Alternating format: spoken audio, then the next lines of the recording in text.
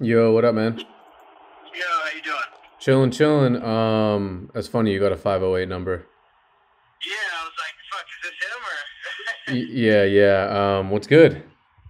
chilling, man? Just in the car. I got shit reception at my crib right now.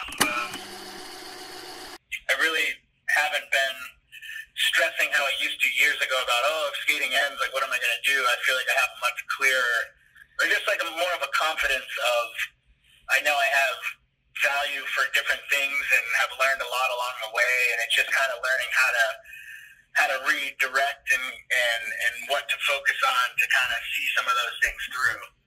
Yeah, no doubt. I mean, that's is also why it's actually cool that more corporate companies are part of it because the fucking resources that they bring to the table can have can make everyone's life better. For sure. It's actually wild too to think about that.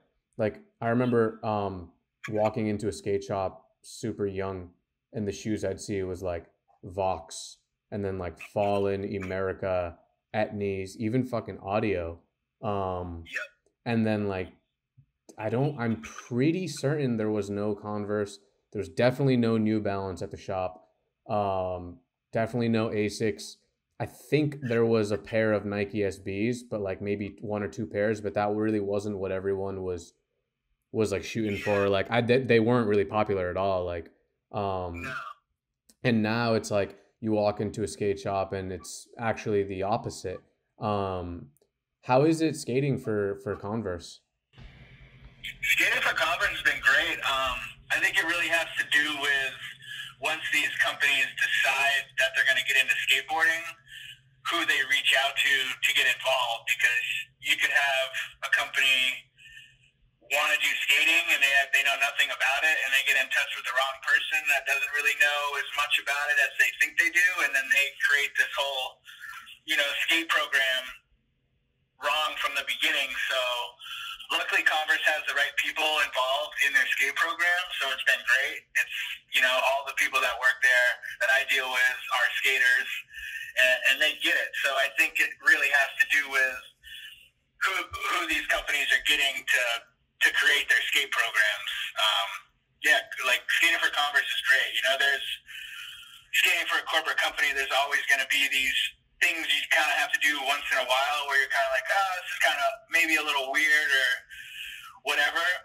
But I think overall, it's a great thing. Yeah. How did that come about? The Converse. Yeah, because it was DVS and then what, straight to Converse after that, or did you have an in-between shoe sponsor? After DBS, I kind of just chilled for a bit. I had offers coming from a few different companies, and I like to like really think things through and take my time. So I think it was probably a year and a half, 2 years between DBS and Converse. And when Converse started their skate program, so this is the second time Converse has done this. They did this in like the early 2000s. They started a skate program that didn't last very long. So then when I got on, this is the second time they've done it. There was a guy from California who got involved to set up the skate program. Um, I believe the higher ups weren't too happy with what he was doing, so they had some new people kind of come in, a new brand manager. Um, and he was from the East Coast, and they kind of wanted to rebrand because Converse is from Boston.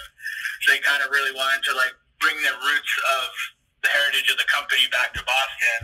Me being from Massachusetts made sense to them, so they brought me in, and then slowly they rebuilt the team, kind of around that concept of bringing it back to New England and where Converse was from. So that's kind of, I believe, how I caught the attention of getting on Converse.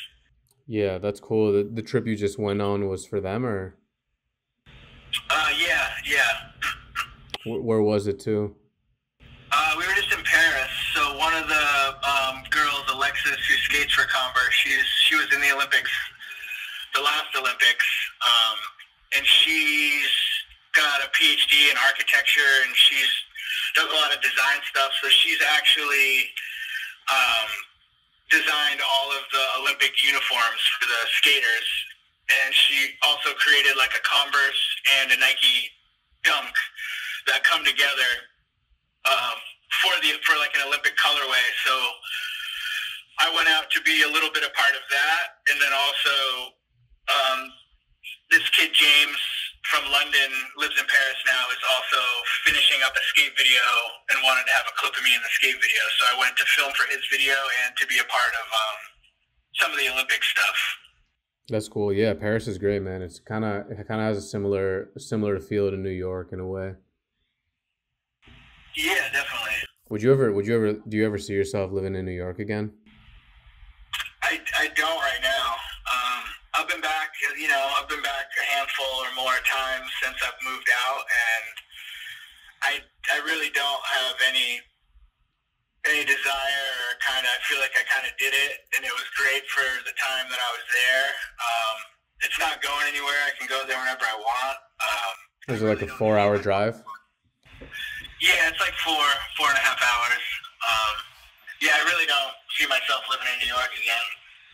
Yeah, I mean, where you're at is probably so much calmer, and that's probably the biggest thing. And also, New York's population density is just fucking out of control. Yeah, I mean, I think too, when I was really skating, and I really everybody was like, oh, why don't you move to California and whatever, and just socially being around a lot of other skaters and people filming and just talking about skating all the time isn't really my thing. And I really like New York because it wasn't that at that time. And then, the last few years before I moved out, it's just way more of a hot spot. Companies would get Airbnbs for their riders for the whole summer, and it's kind of just everywhere you go out and skate, there'd be other skate crews everywhere, which is great for the scene and all that. It's just not really where I want to be. I want to be kind of on the outskirts, it's just way better for my mental, and yeah, it's a lot more of a hot spot than it used to be. It felt like it was kind of like a hideaway gem back then, where you didn't really run into a lot of companies and industry there, which I liked. Yeah, I think that in Jason Dill's Epically Later, like the first one, they were talking about how he was like one of 2 or 3 pro skaters who lived in New York, which is fucking crazy. Yeah. The rest of... Yeah, not to be on some back in the day shit, because I was in the middle of the back in the day shit, but you hear skaters and you'd look and you know who it was. Now it's just it's a lot different. It's just evolved a lot, and I think a lot of the industry has realized how important and how cool skating looks there. The background, the backdrop, the architecture, how close and dense everything is, and how much you can get done there is it took a long time for the industry to realize how cool New York is. On top of, back then it was more jumping down shit, and big impact skating was obviously more of a wow thing, where skating has changed a lot too. So now it's it's curb skating's cool. Every part of skating is cool now, so there's so much you can kind of get all of that in New York. Yeah, why'd you move there instead of Boston, being so close? Well, I lived in Boston when I was 15. I started living in Boston at my buddy's place on and off, and then my footage got seen by the guys at Zoo York, and they started sending me boards, and they were so I started going to New York when I was probably 16, 17 to skate and be around Zoo York, because that's where they were from. And yeah, basically I moved to New York because of Zoo. That's who I skated for, and they were like, hey, we'll get you a place here if you want, and I was like, all right, perfect. So that's why I ended up moving to New York. You were living with Jeff Pang, right? I would go stay when I didn't have a place yet. I would go stay with Jeff in Queens. It was Jeff Pang and Dave Ortiz, who used to do Dave's Quality Meats. I'd go stay with them. And then when I turned 18, I got a place right by the World Trade Center, probably 6 months after the towers went down. I ended up moving right there on Broadway and Fulton Street. So that was my first apartment. Shit, that shit must have been honestly amazing and amazing to look back on now. Yeah, it was pretty crazy because, you know, it was really dead down there at that time, obviously, because of the towers and all that shit. So, like, it was dead. There was no security. And that's when I filmed a lot of the stuff for Vicious Cycle, and that's how the name of that video came about. We lived in this apartment that had no windows, and I ended up getting a pool table for there, so we'd just be fucking drinking, smoking weed. We never knew what time of the day it was because we had no windows. And we'd just go skate Financial District all fucking night till the sun came up and film all night long. Sometimes film till fucking 10 in the morning the next morning, come back to the crib, smoke some weed, play pool, pass out, wake up, have no idea what time it was, and it just turned into a vicious cycle. So that's kind of where that name came from. And yeah, it was fucking amazing back then. Like, it was pretty much free reign on some of the biggest bust spots that you normally get kicked out of. You could just skate them. It was kind of like COVID. When COVID just happened, I remember, like, I'd go skate Midtown, and you could just skate Midtown all fucking day long, all night long. Nobody fucked with you. It's pretty wild. Yeah, and you had some solid checks coming in from New York at that time too. Yeah, definitely. Yeah, New York. I was on Red Bull at that time. Yes, it was nice. Seems like such a fucking wild time period, man. How is it now on Alzheimer's? How did that come about, and how is it over there? Alzheimer's is great. I love those dudes. I've known Price, who's one of the owners. He was at Supreme. I feel like I met him probably when he was like 16 or something. He's a few years younger than me. The other owner, Rob Harris, used to film or still films, but he used to make like local videos. Rich Mahogany was one of the videos he made. So they came together. And before that, I was on Expedition. So when that ended, I kind of took some time, probably a year and a half, 2 years before I got on Alzheimer's. I was talking to other companies and kind of didn't really know what I wanted to do.